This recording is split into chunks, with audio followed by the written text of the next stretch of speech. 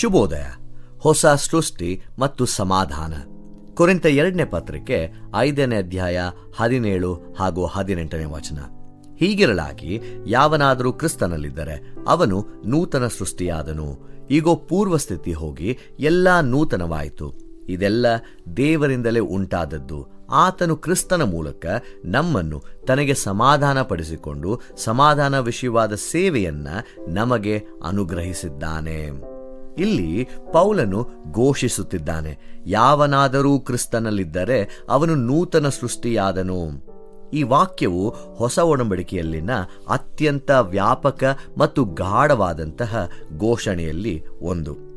ಇದು ನೈತಿಕ ಸುಧಾರಣೆ ಮತ್ತು ನಿಧಾನಗತಿಯ ಬದಲಾವಣೆಯನ್ನ ವಿವರಿಸುವುದಿಲ್ಲ, ಬದಲಾಗಿ ವಾಸ್ತವಿಕತೆಯನ್ನ ಮರುರಚಿಸುವ ಒಂದು ರೀತಿಯಲ್ಲಿ ಈ ರೆವಲ್ಯೂಷನರಿ ಘೋಷಣೆ ಇದಾಗಿರ್ತದೆ. ಕ್ರಿಸ್ತನಲ್ಲಿ ಇರುವಿಕೆ ಎಂದರೆ ದೇವರು ಲೋಕವನ್ನು ಮರುಸೃಷ್ಟಿಸುತ್ತಿರುವಂತಹ ತನ್ನ ಕಾರ್ಯದಲ್ಲಿ ನಾವು ಪಾಲ್ಗೊಳ್ಳುತ್ತಿದ್ದೇವಾ? ಆ ಪಾಲ್ಗೊಳ್ಳುವಿಕೆ ಆಗಿದೆ.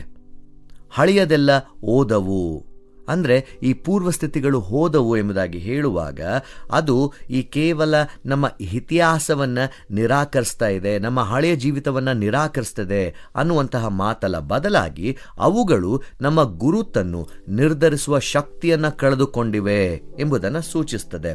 ಈ ಲಜ್ಜೆ, ವೈಮನಸ್ಸು ಮತ್ತು ವಿಭಜನೆ ಇನ್ನು ಮುಂದೆ ಅಂತಿಮ ಮಾತು ಆಗಿರುವುದಿಲ್ಲ. ಇಲ್ಲಿ ಹೊಸತನವು ಮೊದಲು ಸಂಬಂಧಾತ್ಮಕವಾಗಿದ್ದು ನಂತರ ನೈತಿಕವಾಗಿದೆ. ಇದು ಸಮಾಧಾನದೊಂದಿಗೆ ಆರಂಭವಾಗ್ತದೆ. ಇಲ್ಲಿ ಪೌಲನು ಆ ಪರಿವರ್ತನೆ ಹೇಗಾಗ್ತದೆ, ಅದು ದೇವರಿಂದಲೇ ಉಂಟಾಗುತ್ತದೆ ಎಂಬುದಾಗಿ ಹೇಳುವಾಗ ಹೊಸ ಸೃಷ್ಟಿ ಮಾನವನ ಸಾಧನೆ ಅಲ್ಲ, ಅದು ದೈವಿಕವಾದಂತಹ ದಾನವಾಗಿರ್ತದೆ. ಮಾನವ ಕುಲವು ಇನ್ನೂ ದೂರವಾಗಿರುವಾಗಲೂ ದೇವರು ಸಮಾಧಾನವನ್ನು ಪ್ರಾರಂಭಿಸುತ್ತಾನೆ. ಇದು ಪಶ್ಚಾತ್ತಾಪಕ್ಕಿಂತ ಮುಂಚೆಯೇ ಇರುವ ಮತ್ತು ಪರಿವರ್ತನೆಯನ್ನು ಸಾಧ್ಯವಾಗಿಸುವ ಕೃಪೆಯ ಧರ್ಮಶಾಸ್ತ್ರವನ್ನು ಎತ್ತಿ ತೋರಿಸುತ್ತದೆ. ಈ ಹೊಸ ಗುರುತಿನಿಂದಲೇ ವಿಶ್ವಾಸಿಗಳಿಗೆ ಒಪ್ಪಿಸಲಾದ ಸಮಾಧಾನದ ಸೇವೆ ಹರಿದು ಬರ್ತದೆ. ನಾವು ಹೊಸಬರಾದ ಮೇಲೆ ಯಾವ ರೀತಿಯಲ್ಲಿ ಆ ಸಮಾಧಾನದ ಸೇವೆಯಲ್ಲಿ ಪಾಲು ತೆಗೆದುಕೊಳ್ಳಬೇಕು ಅನ್ನುವಂಥದ್ದು ಮುಖ್ಯವಾದಂತಹ ಕೇಂದ್ರ ಬಿಂದುವಾಗ್ತದೆ. ಹೊಸ ಸೃಷ್ಟಿಯಾಗಿರುವುದು ಎಂದರೆ ಭಂಗಗೊಂಡಂತಹ ಲೋಕದಲ್ಲಿ ಗುಣಪಡಿಸುವ ಕಾರ್ಯಕರ್ತರಾಗುವಂಥದ್ದು.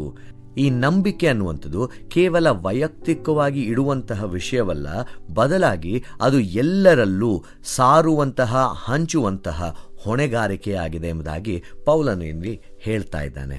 ದೇವರೊಂದಿಗೆ ಸಮಾಧಾನವು ಅನಿವಾರ್ಯವಾಗಿ ಇತರರೊಂದಿಗೆ ಸಮಾಧಾನಕ್ಕೆ ದಾರಿ ಮಾಡಿಕೊಡುವಂಥದ್ದು ಆಗಿರ್ತದೆ.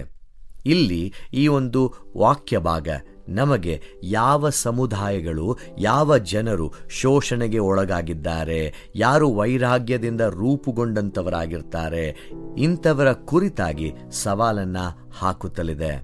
ಎಲ್ಲವೂ ಹೊಸದಾಗಿದ್ದರೆ ಹಳೆಯ ವಿಭಜನೆಗಳು, ಜನಾಂಗೀಯ, ಸಾಮಾಜಿಕ, ನೈತಿಕ ತಮ್ಮ ಮಾನ್ಯತೆಯನ್ನು ಕಳೆದುಕೊಳ್ಳುತ್ತವೆ. ಹೊಸ ಸೃಷ್ಟಿ ಎಂದರೆ ಹೊಸ ಸಂಬಂಧ ಮಾದರಿಗಳನ್ನು ಬೇಡುವಂಥದ್ದಾಗಿರ್ತದೆ. ಹಾಗೂ ಈ ಕೊರಿಂಥ 2ನೇ ಪತ್ರಿಕೆ 5ನೇ ಅಧ್ಯಾಯ ಕ್ರಿಸ್ತನನ್ನ ನಂಬಿರುವಂತಹ ಜನರಿಗೆ ಅದು ಕೇವಲ ಹಳೆಯ ವಿಷಯವಾಗಿ ಮಾತ್ರವೇ ಅಲ್ಲ, ದೇವರು ನಮಗೋಸ್ಕರ ಇಟ್ಟಿರುವಂತಹ ಭವಿಷ್ಯದಿಂದ ಬದುಕಲು ಆಹ್ವಾನಿಸುತ್ತಿದೆ.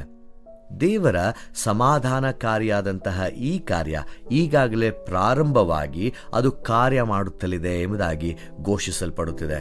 ಈ ಮಾನವ ಜೀವನಗಳು ಈ ಸರ್ವವ್ಯಾಪಿ ನವೀಕರಣದೊಳಗೆ ಸೆಳೆಯಲ್ಪಡುತ್ತಿವೆ ಎಂಬ ಆಶಾವಾದವನ್ನ ಈ ವಾಕ್ಯ ನಮ್ಮ ಮುಂದೆ ಇಡ್ತಾ ಇದೆ. ದೇವರು ನಿಮ್ಮನ್ನು ಆಶೀರ್ವದಿಸಲಿ. ಈ ಕಾರ್ಯಕ್ರಮದ ಬಗ್ಗೆ ನಿಮ್ಮ ಅಭಿಪ್ರಾಯ, ಸಲಹೆಗಳು ಹಾಗೂ ಯಾವುದೇ ಪ್ರಾರ್ಥನಾ ಮನವಿಗಳಿದ್ದಲ್ಲಿ ನಮ್ಮ ದೂರವಾಣಿ ಸಂಖ್ಯೆಗೆ ನೀವು ಕರೆ ಮಾಡಬಹುದು. ನಮ್ಮ ದೂರವಾಣಿ ಸಂಖ್ಯೆ 9920-260-6453. ನಿಮ್ಮ ಅಭಿಪ್ರಾಯಗಳನ್ನು ಇಮೇಲ್ ಮೂಲಕವೂ ನಮಗೆ ತಿಳಿಸಬಹುದು. ನಮ್ಮ ಇಮೇಲ್ ID info@fibaonline.org. ವಂದನೆಗಳು.